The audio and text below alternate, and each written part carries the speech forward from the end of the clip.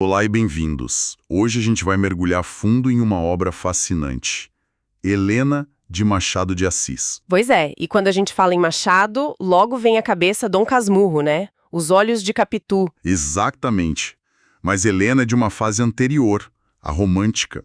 E é aí que a conversa fica interessante, porque esse livro já tem, assim, todo o DNA do Machado genial que a gente conhece. Com certeza. A análise psicológica, a crítica social que tá ali meio escondida e aquela sensação de que ninguém é exatamente o que parece ser. E o que eu acho incrível é a estrutura. Ele te pega pelo que parece ser um drama de novela, né? É a isca perfeita. A estrutura é toda de um folhetim, que era tipo a série de TV da época.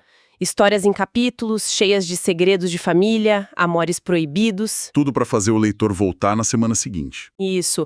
Só que Machado usa essa fórmula, que era super popular, e a preenche com uma profundidade que, nossa, vai muito além. A história principal é só a ponta do iceberg. Então a nossa missão hoje é essa. Vamos desvendar o que está escondido nessa trama de mistério e drama familiar, lá na alta sociedade do Rio de Janeiro do século XIX. E tudo começa com Um testamento. Exatamente. A história abre com a morte do conselheiro Vale. Um homem rico, influente. Uma figura importante. Sim. E na leitura do testamento estão o filho, Estácio, e a tia dele, Dona Úrsula.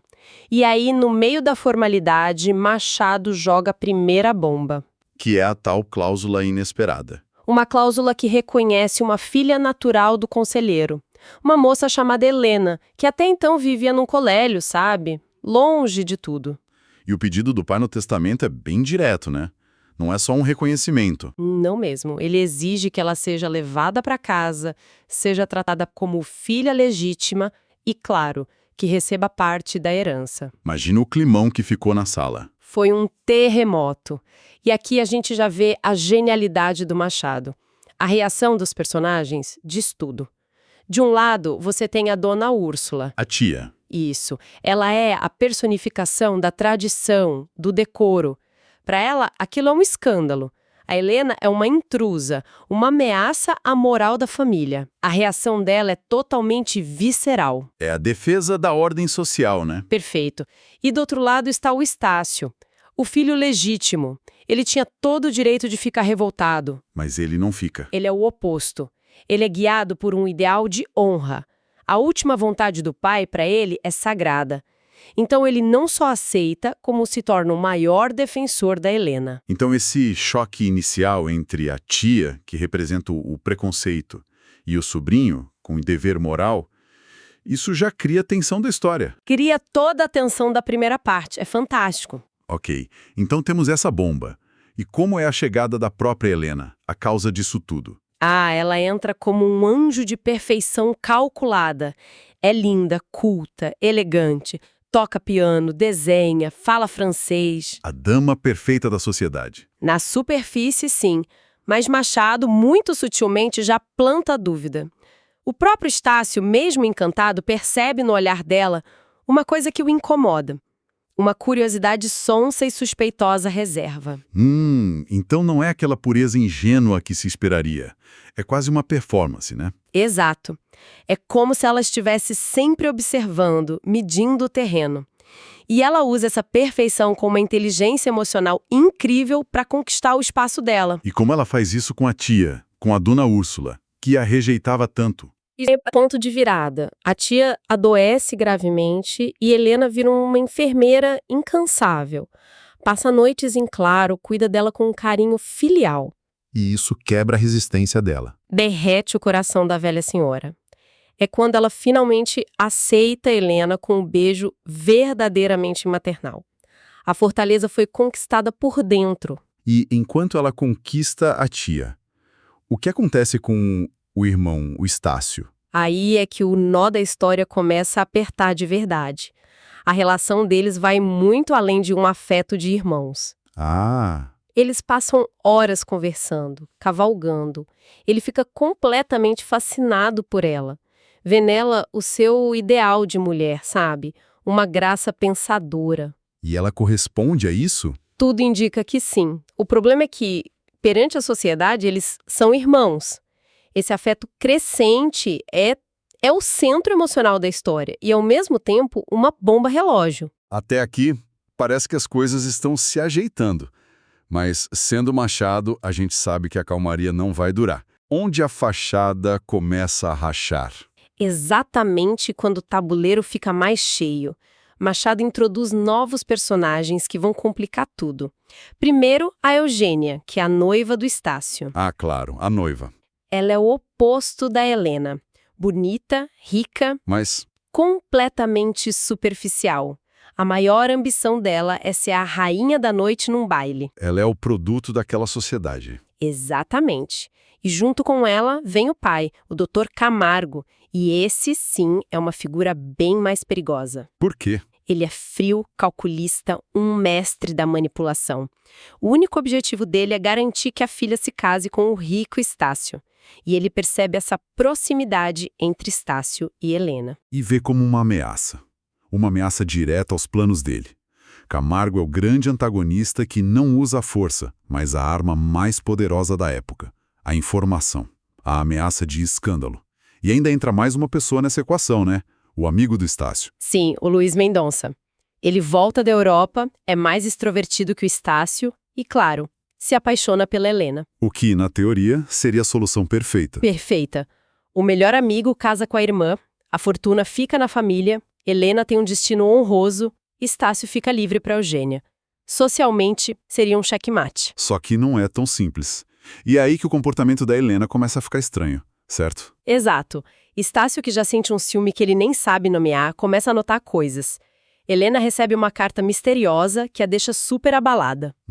Depois, ela começa a sair escondida de casa, de madrugada, acompanhada só por um jovem escravo, o Vicente. Para um homem do século XIX, isso só podia significar uma coisa. O encontro amoroso secreto, a desonra.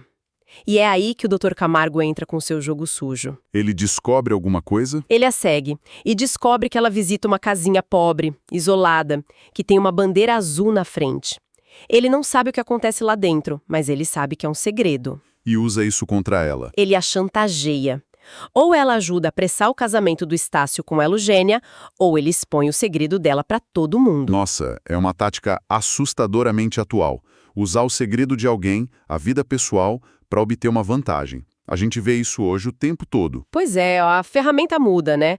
Antes era fofoca, hoje é um post vazado. Mas a natureza humana... E a chantagem funciona. Só que a desconfiança do Estácio já é grande demais. Então ele mesmo vai atrás. Ele mesmo decide segui-la e a vê saindo da tal Casa da Bandeira Azul.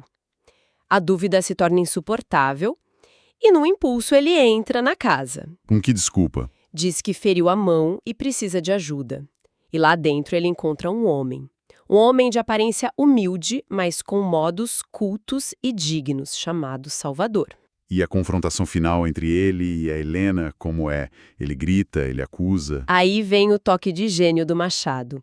A confrontação é silenciosa. Devastadora, mas silenciosa. Como assim? Dias depois, Estácio pega um desenho que a Helena tinha dado para ele. Uma paisagem.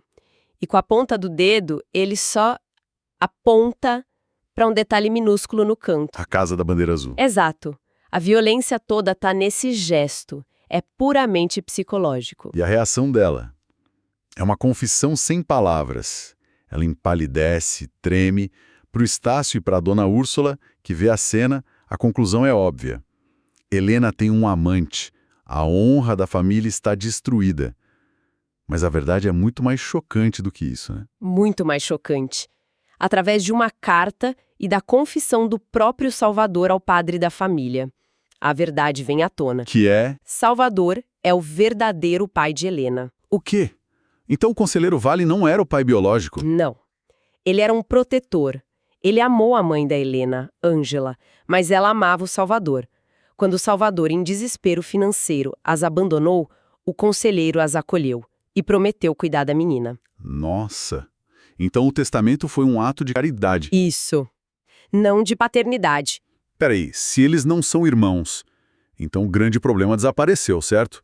Eles podem ficar juntos. Essa é a grande e cruel virada machadiana. O que parece uma libertação é, na verdade, a armadilha final. Não entendi.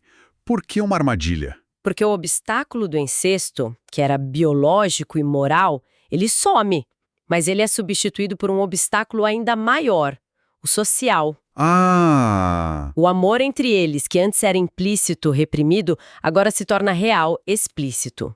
E por isso mesmo, impossível. Impossível por quê? Porque Helena não é mais Helena Vale, herdeira de igual para igual com Estácio. Ela é Helena de Salvador, filha de um homem pobre, uma impostora aos olhos daquela sociedade. E a família não aceita isso, claro. A família fica apavorada com o escândalo e decide manter a farsa. Para o mundo, ela continua sendo a irmã, mas dentro de casa, a verdade envenena tudo. Que situação terrível. Ela fica presa, não pode viver o amor e não pode mais viver a mentira. Ela fica completamente sem chão, e essa pressão esmaga a personagem. O clímax emocional acontece numa cena linda perto de um tanque durante uma tempestade. O que acontece? Estácio e Helena trocam um olhar, e nesse olhar, Machado diz que há um contato de suas almas. Sem uma única palavra, eles confessam e entendem o amor que sentem. É o único momento de verdade total entre eles. Mas essa liberdade dura pouco, imagino. Dura um instante. Logo depois disso, a Helena, que já vinha sofrendo com o peso de tudo, adoece. Uma febre muito forte. Mas o livro dá a entender que não é só uma febre, né? Exato. A doença dela não é apenas física. É como se a alma dela não aguentasse mais a pressão e o corpo simplesmente desiste. É psicossomático. Então ela morre. Vítima do quê, no fim das contas? Da febre ou da sociedade? Da hipocrisia social. Ela morre porque não havia lugar no mundo para quem ela era de verdade. E o final é de uma ironia cortante. Como termina? Ela morre, deixando Estácio desolado. E a última frase descreve a noiva dele, a Eugênia, que ficou apenas consternada após a lúgubre cerimônia. Nossa, a profundidade da tragédia de uma pessoa contrastada com a superficialidade da vida social que continua como se nada tivesse acontecido. Exatamente. É a crítica de Machado. A sociedade preferia uma mentira bem estruturada a uma verdade inconveniente. A mentira de que ela era filha do conselheiro era nobre, aceitável. A verdade de que ela era filha de um homem pobre era um escândalo. Isso. A identidade dela era uma construção frágil, definida pelos outros, e foi destruída quando a verdade veio à tona. Ela nunca pôde ser apenas Helena. Foi sempre um papel. O que nos leva a uma reflexão final, eu acho. Helena esmagada por segredos que nem eram dela, por uma sociedade que não suporta a complexidade de quem ela é. Ela vive e morre em função do que os outros definiram para ela. E a pergunta que fica, e que eu acho que torna o livro tão poderoso até hoje, é essa. Mais de um século depois, num mundo que parece tão mais livre, o quanto disso ainda existe? Exatamente. Quantas vezes a gente ainda sente a pressão para editar quem a gente é, para esconder partes da nossa história para caber num molde, seja na família, no trabalho, nas redes sociais. É uma ótima pergunta. O que aconteceria se a nossa verdade mais profunda, aquela que não cabe no roteiro, viesse à tona de repente? Seríamos acolhidos ou, como a Helena, seríamos um pouco destruídos por ela? Fica aí pra gente pensar.